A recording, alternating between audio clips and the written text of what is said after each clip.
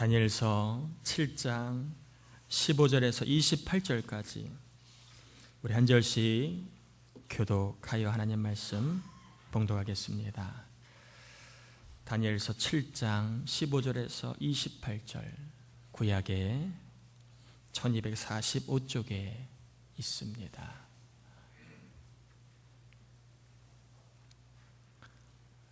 교독하겠습니다. 15절입니다. 나 다니엘이 중심에 근심하며 내 머릿속에 환상이 나를 번민하게 한지라.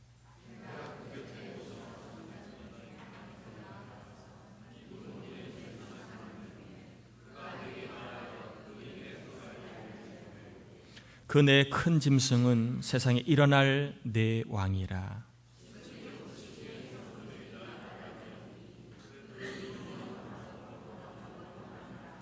이에 내가 넷째 짐승에 관하여 확실히 알고자 하였으니 곧 그것은 모든 짐승과 달라서 심히 무섭더라.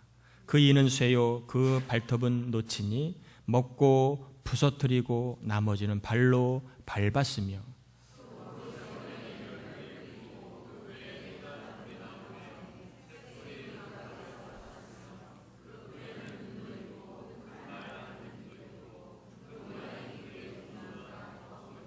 내가 본 적이 이 뿔이 성도들과 더불어 싸워 그들에게 이겼더니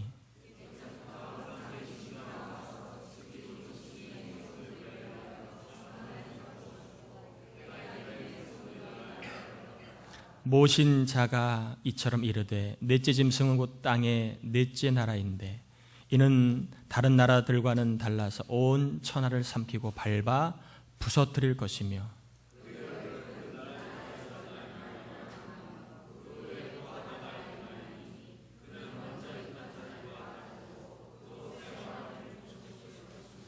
그가 장차 지극히 높으신 이를 말로 대적하며 또 지극히 높으신 이의 성도를 괴롭게 할 것이며 그가 또 때와 법을 고치고자 할 것이며 성도들은 그의 손에 붙임 바 되어 한 때와 두 때와 반 때를 지내리라.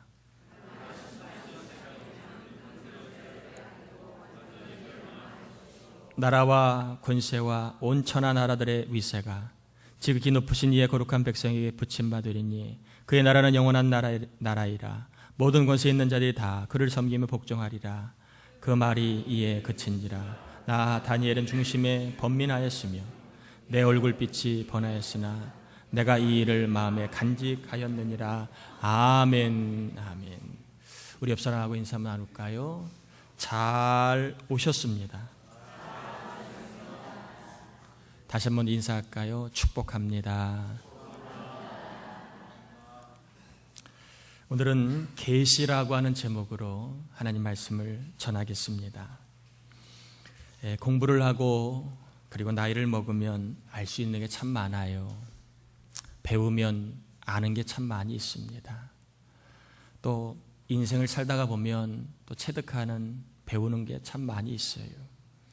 그러나 공부를 하고 나이를 먹어도 알 수 없는 것도 많이 있습니다. 예를 들면 사람은 어디에서 왔는가 라고 하는 질문에 대해서는 어느 현자도 말을 못합니다. 또 사람은 어디로 가는가 물으면 관념적인 이야기는 할지 모르지만 분명한 이야기를 할 수 있는 사람은 아무도 없습니다. 또 그런 학문도 없습니다. 또 세상의 시작은 무엇인가라고 물으면 나름대로 설은 이야기하지만 우리가 믿고 신뢰할 만한 이야기를 하는 그런 사람도 거의 없습니다. 하나님은 계신가? 또 계시다면 어디에 계신가? 라고 하는 물음에 대해서도 아무리 스스로 노력하고 배워도 살아봐도 알기가 어렵습니다. 더 나아가 죽으면 과연 어떤 세상이 있는가? 여기에 대한 물음도 인간의 스스로는 절대 터득할 수 없는 그러한 질문입니다. 고 이병철 회장이 죽기 전에 했던 질문들이 있다고 그러잖아요. 과연 죽으면 어떤 세상이 올 것인가? 과연 천국과 지옥은 있는 것인가? 눈에 보이지 않으니까 있는지 없는지 긴가민가합니다. 그리고 더 나아가 사람이 때로는 선한데도 때로는 악한 이유는 무엇인가? 여러분, 옆에 있는 사람이 때로는 선할 때도 있지만 때로는 악할 때도 있잖아요. 때로는 이쁠 때도 있지만 때로는 미울 때도 있잖아요. 왜 그러냐고 물으면 이 세상 어떤 학문도 이런 이유 때문에 그렇습니다라고 말해주는 것은 없습니다. 그래서 하나님은 이 물음에 대한 답을 성경이라고 하는 그러한 계시를 통하여 우리에게 알려주셨습니다. 인간 스스로는 알 수 없는 질문들에 대해서 하나님은 성경이라고 하는 계시적 방법을 통하여 우리에게 답을 알려주셨습니다. 하나님은 창세기를 통하여 천지와 사람을 하나님이 창조하셨음을 계시해 주셨고, 아담과 하와를 통하여 우리 인생의 타락, 인간의 타락을 계시해 주셨기 때문에 사람은 선과 악이 공존하는 것입니다. 또한 노아를 통하여 언젠가는 인생에 대한 심판이 있음을 계시해 주셨고, 예수님을 통하여 구원의 길을 계시해 주셨고, 초대교회를 통하여 제자의 삶이 무엇인가를 계시해 주셨고, 요한계시록을 통하여 세상의 종말과 최후 심판, 그리고 천국의 삶을 분명하게 계시해 주셨습니다. 또한 하나님은 다니엘서를 통하여 특별히 1장부터 6장까지 이야기를 통하여 한 개인의 흥망성쇠, 한 공동체의 흥망성쇠, 더 나아가 한 나라의, 한 제국의 흥망성쇠까지도 계시해 주셨습니다. 누구든지 하나님의 뜻을 따라야 결국엔 흥할 수 있고, 그리고 누구든지 겸손해야 하나님께서 오랫동안 성하게 하실 수 있다라고 하는 그러한 중요한 하나님의 그 일하심을 계시해 주셨습니다. 그런데 문제는요, 7장부터 이야기는 상당히 난해한 이야기입니다. 오늘 저는 7장을 통해 하나님이 무엇을 계시해 주셨는가, 계시한 내용을 좀 소개하고, 또 계시를 받은 자로 우리는 어떠한 삶을 살아야 될 것인가를 좀 전하고 마치려고 합니다. 특별히 다니엘 7장은요, 이게 용어 자체가 상당히 묵시적인 용어입니다. 평범한 용어가 아니라 특별한 그러한 의도를 가지고 쓴 상징적인 용어들입니다. 문자적으로도 해석을 할 수도 없고, 그렇다고 비유적으로만 할 수도 없는 상당히 어려운 그런 내용입니다. 저는 오늘 보편적인 신학적인 관점에서, 그리고 무난한 관점에서 본문의 내용을 좀, 이 7장의 계시가 무엇인가를 소개하고, 그리고 이어서 설교를 좀 계속해 보도록 하겠습니다. 7장은요 좀 딱딱한 이야기지만 성경이니까 전합니다. 조금 딱딱하더라 여러분 이해하시고, 오랜만에 왔는데 왜 이렇게 설교가 딱딱해 라고 해도 어쩔 수 없습니다. 7장의 이야기는 장차 종말에 일어날 일과 그리고 최후 심판에 벌어질 일을 계시해주고 있는 이야기입니다. 6장까지는 개인의 흥망성쇠, 나라의 흥망성쇠를 계시하였다면, 이제 7장은 종말의 때에 벌어질 일과 그리고 하나님의 최후 심판의 때에 벌어질 일에 대한 계시를 보여주고 있습니다. 잠깐만 그 내용을 소개하는데요, 이 7장에 대한 환상은요, 다니엘서 2장에서 살펴본 느부갓네살 왕이 보았던 신상, 그 환상과 유사합니다. 짧게 좀 소개합니다.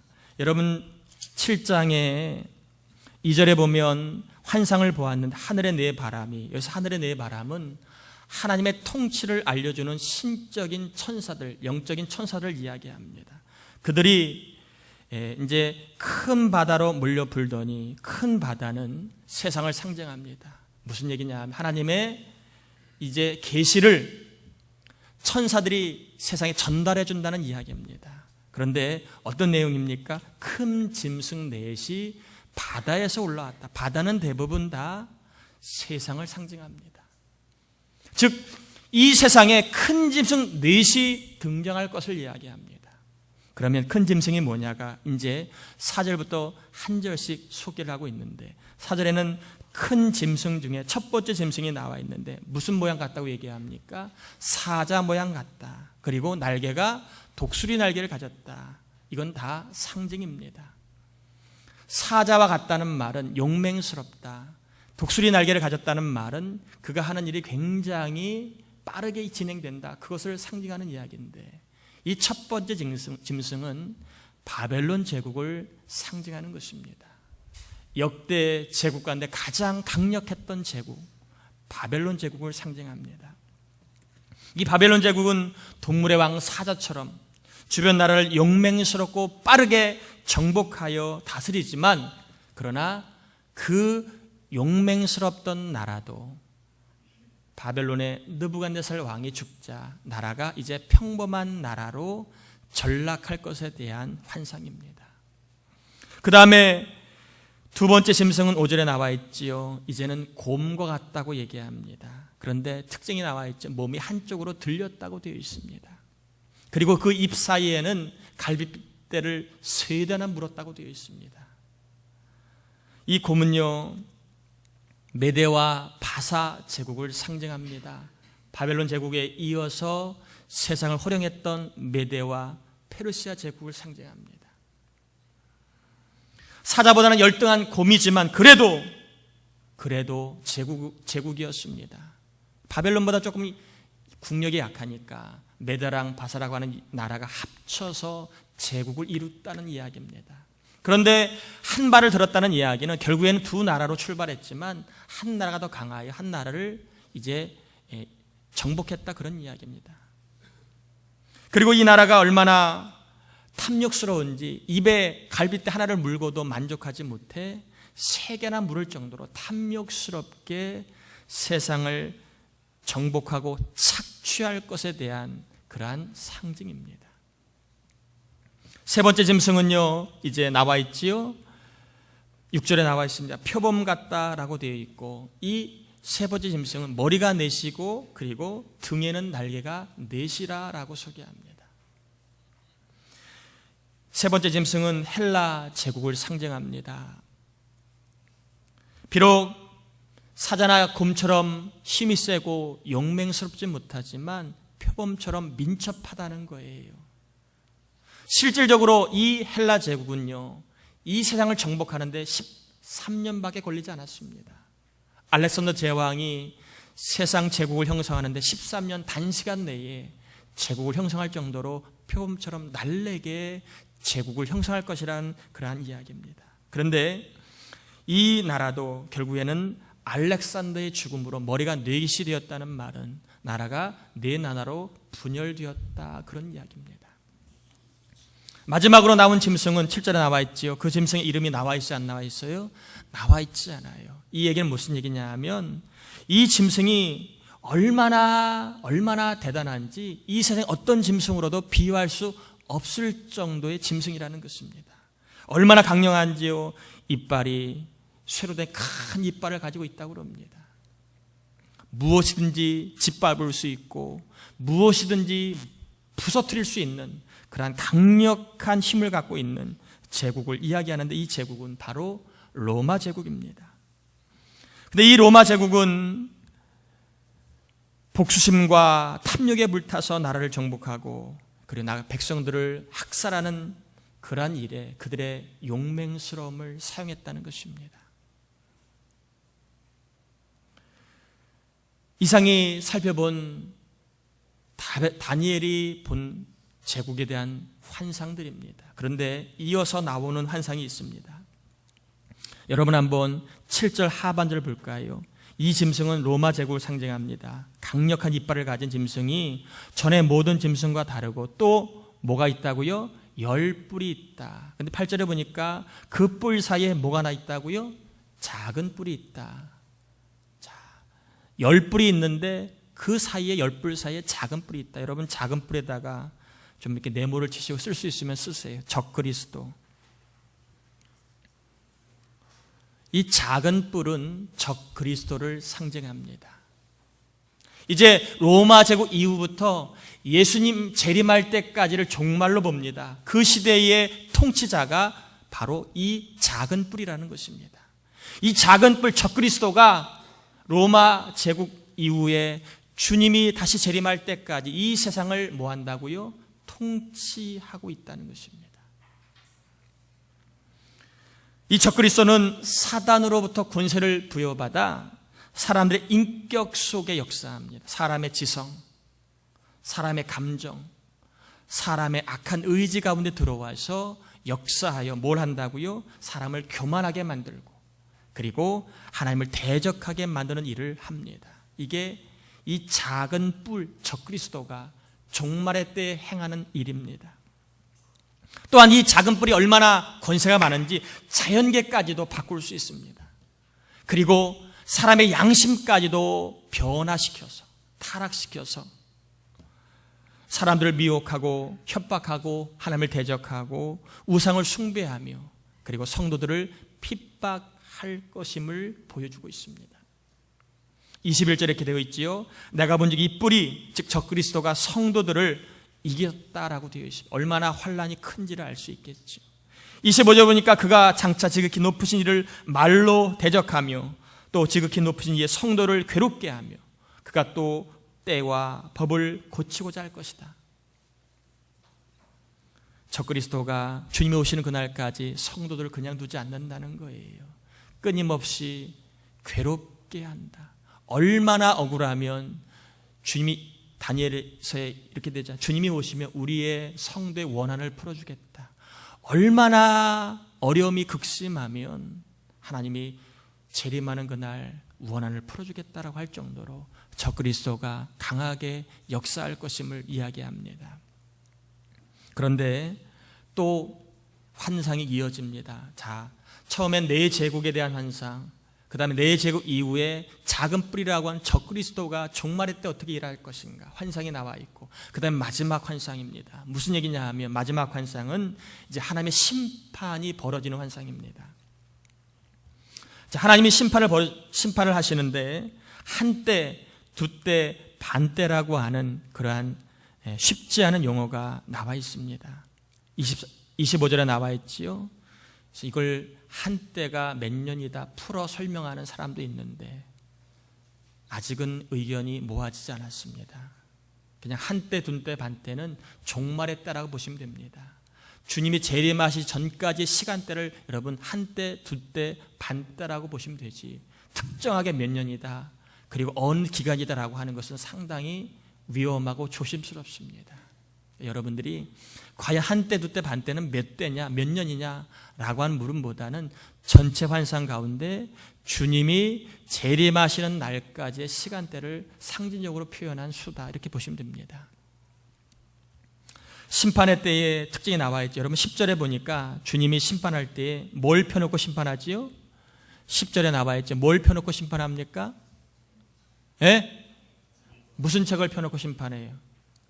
안 나와 있습니다. 책을 펴놓고 심판합니다. 책을 펴놓고 심판한다는 말은 우리의 행위를 가지고 그대로 심판하신다는 이야기예요. 저와 여러분의 삶을 심판하신다는 이야기입니다. 옆 사람 인사할까요? 잘 사시길 바랍니다. 여러분 잘 사셔야 돼요. 왜? 이게 다 근거가 남습니다. 말소 안 돼요. 세상 법은 10년 지난 말소되지만 하나님 책에 기록된 것은 말소가 안 됩니다. 다만 여러분이 회개하면 말소가 됩니다. 근데 회개하지 않고 가면 말소가 안 돼요. 여러분 늦더라도 지금이라도 혹시 말소돼야 될 죄가 있다면 회개하세요. 그러면 어떤 죄도 보혈의 능력으로 주홍같이 희게 될 줄 믿습니다. 양털같이 휘어질 줄 믿습니다. 하나님은 행위책을 근거로 하여 책을 근거로 하여 심판하십니다.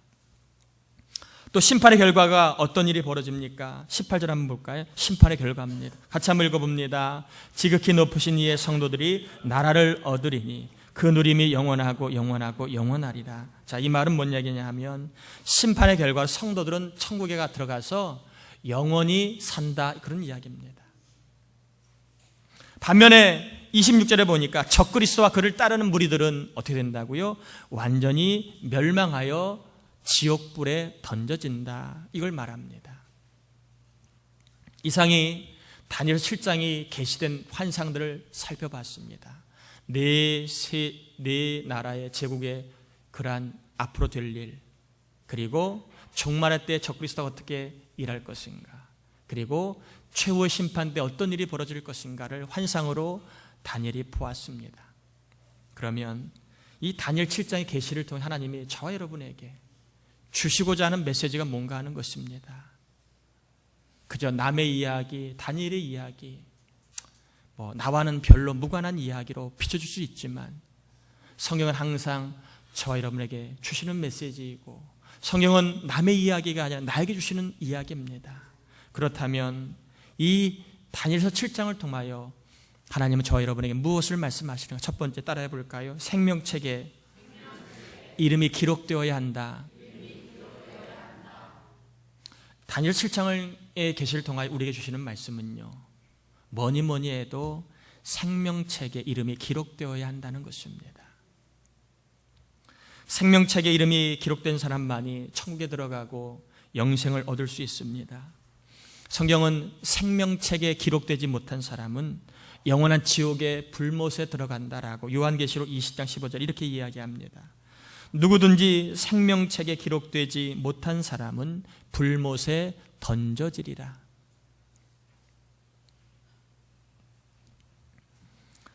생명책에 이름이 기록되는 사람은 누구일까요? 성령의 감동으로 예수님만이 나의 유일한 구원자, 나를 죄에서, 죽음에서, 사단의 권세에서 건져줄 수 있는 유일한 구원자로 믿고 시인하는 사람입니다. 예수님을 분명히 나의 유일한 구원자로 시인하는 사람은 생명책의 이름이 기록이 됩니다. 또한 구원을 받았기에 이제 이후로는 내 뜻이 아니라 왕이시고 주인 되시는 예수님의 뜻을 따라 살기로 다짐하는 사람들, 그런 사람들의 이름이 생명책의 이름이 기록이 됩니다. 예수님 믿고 구원받는 순간, 그리고 더 이상 내 인생을 내 마음대로 살지 아니하고 하나님의 뜻대로 살기를 다짐하는 순간에 저와 여러분의 이름은 생명책의 이름이 기록이 됩니다. 화끈한 경험, 놀라운 경험, 대단한 경험 없어도 기록이 됩니다. 로마서 10장 9절 10절에 내가 만일 내 입으로 예수를 주로 시인하며 또 하나님께서 그를 죽은 자 가운데서 살리신 것을 내 마음에 믿으면 구원을 받으리라. 사람이 마음으로 믿어 의에 이르고 입으로 시인하여 구원에 이르느니라. 우리 인생에는요, 두 개의 문이 있습니다. 이 문은 구원의 문입니다. 하나는 넓은 구원의 문이 있습니다. 하나는 좁은 구원의 문이 있습니다. 근데 많은 사람은 어떤 문을 갈까요? 넓은 문을 구원의 문이라고 믿고 갑니다. 그런데 안타깝게도 그 문은 어디로 이끄는 문인가요? 그 문은 멸망으로 이끄는 문이었습니다. 그런데 좁은 문은 어떤 문인가요? 그 문은 생명으로 이끄는 문이었습니다. 무슨 얘기입니까? 세상은 구원의 문이 넓다. 착하게 살면 구원받는다. 이것도 믿고 저것도 믿으면 구원받는다. 그리고 선하게 살면, 또 공로를 갖고 살아가면, 열심히 살면, 나만큼만 살면 구원받아 천국 갈 수 있다라고 말하고 가르칩니다. 실제로 많은 사람이 그 길을 걸어갑니다. 그러나 그 길은 구원의 문이 아니라는 거예요. 구원의 문은 좁은 문, 유일한 문 하나밖에 없다는 거예요. 예수 그리스도의 문, 이 문을 통과하지 않고는 어느 누구도 구원받을 수 없다는 것입니다. 아무리 부족한 사람도, 아무리 흠이 많은 사람도 예수 그리스도를 믿으면 구원을 받습니다. 아멘인가요? 착하게 살아서, 의롭게 살아서, 또 남과 다르게 열심히 산다 구원받는 거 아니에요. 살다가 보면 많은 것을 얻을 수도 있고 잃을 수도 있는 게 인생입니다. 얻을 때가 있다면 잃을 때도 있어요. 잃을 때가 있다면 얻을 때도 있어요. 그러나 여러분, 구원만큼은 꼭 얻어야 합니다. 저와 여러분의 영생만큼은 꼭 얻어야 됩니다. 일을 하다가 보면, 삶을 살다가 보면 우선순위에 따라 미룰 수 있는 일도 있고 당겨 할 일도 있습니다. 그러나 영생만큼은 절대 미루지 말길 바랍니다. 지금 예수님을 믿음으로 주어지는 구원과 영생을 누리시길 바랍니다. 첫 번째, 환상을 통해 주시는 말씀, 생명책에 이름이 기록되었는가? 나는 생명책에 이름이 기록된 사람인가? 나는 예수를 나의 유일한 구원자로, 주인으로 고백하는가? 이런 고백이 있는 사람은 하나님의 은총 가운데 생명책에 이름이 기록된 줄 믿습니다. 구원받는 일, 영생을 얻는 일 미루지 마세요. 젊었다고, 힘들다고, 바쁘다고 미루지 말길 바랍니다. 두 번째, 하나님이 주시는 두 번째 교훈은요, 심판을 마음에 간직하고 하나님을 기쁘시게 사는 삶을 살라는 것입니다. 다니엘은 심판에 대한 환상을 보았습니다. 그리고 그것을 마음에 뭐 했다고 되어 있습니까? 28절 보니까 간직하였다라고 되어 있습니다. 여러분, 간직했다는 말은 뭘까요? 소중히 여겼다는 거예요. 결혼한 사람이 반지를 아무데나 두지 않습니다. 소중한 곳에, 몸에 지니던 아니면 남들이 보이지 않는 곳에 간직합니다. 왜? 소중하니까. 다니엘이 환상을 마음에 간직했다는 이야기, 그 환상이 너무나 소중해서 한 번 잊어버리고 한 번 경험 잊어버릴 사건이 아니라 내가 평생 마음에 간직해야 할 일이라는 것입니다. 다니엘은 그 환상을 간직하고 하나님이 주실 하나님의 때, 심판의 때를 준비하며 살았다는 거예요. 심판을 준비하는 사람에게 하나님은 소원을 주십니다. 하나님의 최후 심판을 믿는 사람에게는 하나님이 소원을 주십니다. 어떤 일에도 변하지 않는 소원, 어떠한 상황에서도 붙들 수 있는 소원, 그리고 어떠한 자리에서도 꽉 잡을 수 있는 소원을 주십니다. 빌립보서 2장 13절인데 우리 같이 한번 찾아볼까요? 빌립보서 2장 13절입니다. 빌립보서 2장 13절. 어떤 소원을 하나님이 주시는가 같이 한번 우리 받도록 하겠습니다. 빌립보서 2장 13절입니다. 신약에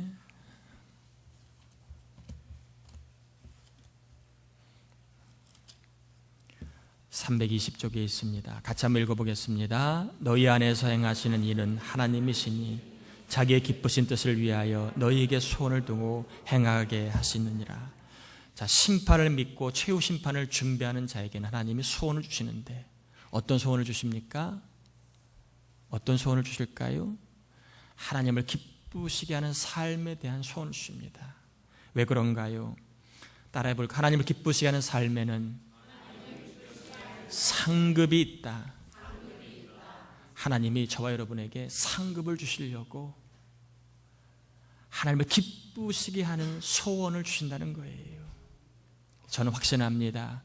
예수 믿고 여러분이 하나님을 기쁘시게 하는 마음으로 청소만 해도 상급이 있습니다.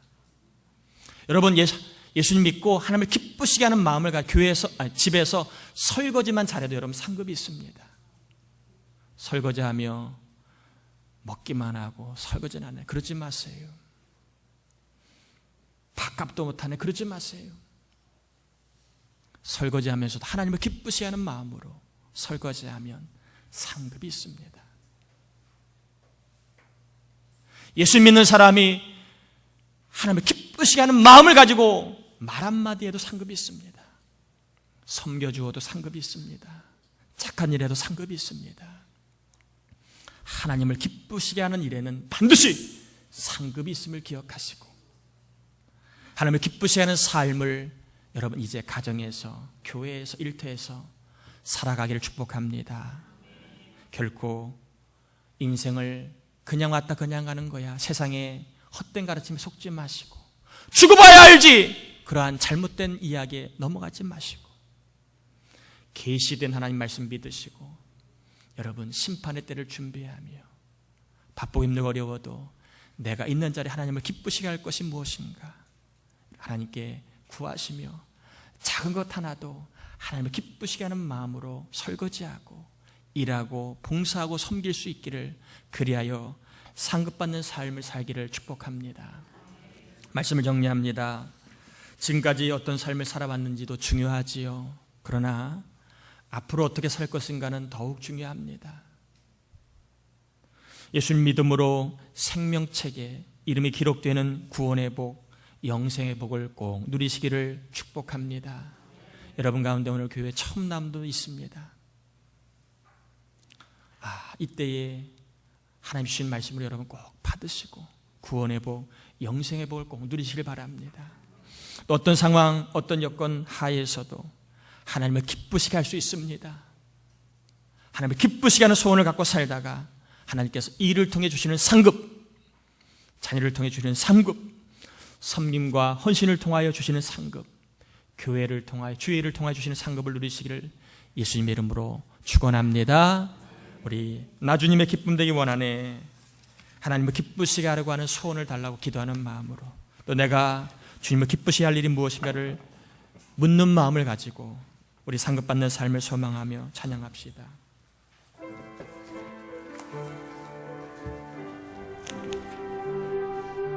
나 주님의 기쁨 되기 원하네.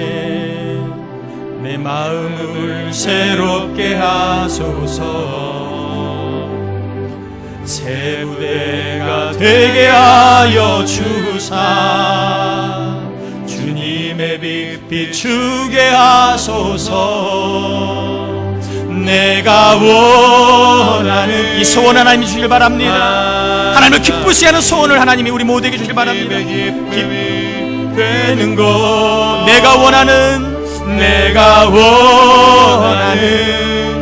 한 가지 주님의 기쁨이 되는 것. 겸손히 내 마음 드립니다. 겸손히 내 마음 드립니다. 나의 모든 것 받으소서. 나의 맘 깨끗게 씻어 주사 주의 길로 향하게 하소서. 아멘. 내가 원하는 한 가지 주님의 기쁨이 되는 것.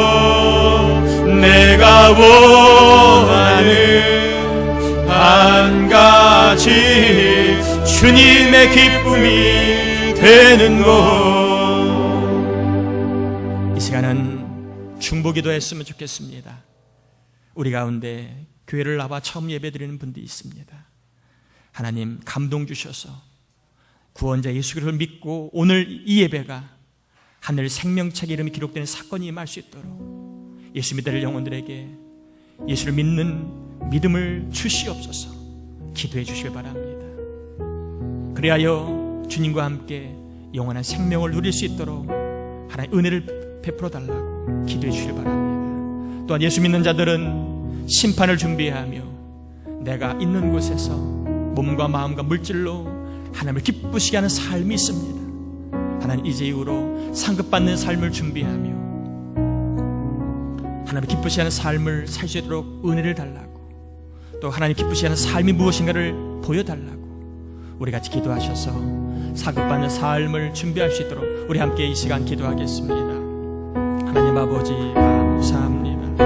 우리를 사랑하신 하나님 아버지, 우리를 도와주신 하나님 아버지 감사합니다. 이 시간 믿음을 가지고 하나님 말씀을 전하였습니다. 특별히 우리 가운데 생명책의 이름이 기록되어야 할 저주받는 있습니다. 하나님 불쌍히 여기시고 성령의 감동을 따라 예수 영접하게 하여 주시고 예수님을 나의 구원자 주님 고백함으로 말미암아 생명책의 이름이 기록되는 귀한 복을 경험할 수 있도록 주여 도와주시옵소서.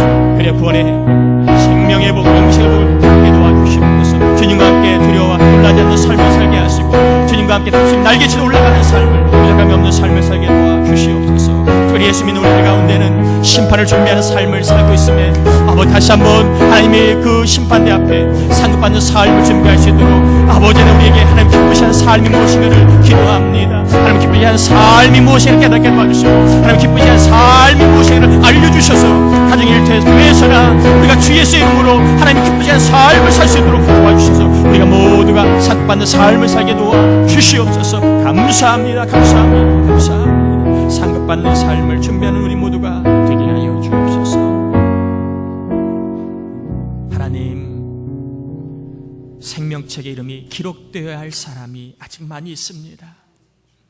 이 시간 성령의 감동을 따라 우리가 예수님 믿었듯이 이분들도 예수 믿어 오늘 이 사건이, 이 시간이 생명책의 이름이 기록되는 놀라운 축복의 사건이 되게 해 주옵소서.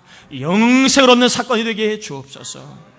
그리고 또한 예수 믿는 우리들은 이제 앞으로 심판을 준비하며 살아야 합니다. 내 뜻과 내 생각을 접고 하나님을 기쁘시하는 삶을 살다가 상급을 준비하고 이 땅과 천국의 상급을 받는 삶이 될 수 있도록 우리 모두에게 다시 한번 감동시켜 주셔서 내가 있는 집에서, 내가 일하는 직장에서, 내가 섬기는 교회에서 하나님 기쁘시는 삶이 무엇인가를 하나님 알려주시옵소서. 감사하며 예수님의 이름으로 기도드립니다. 아멘.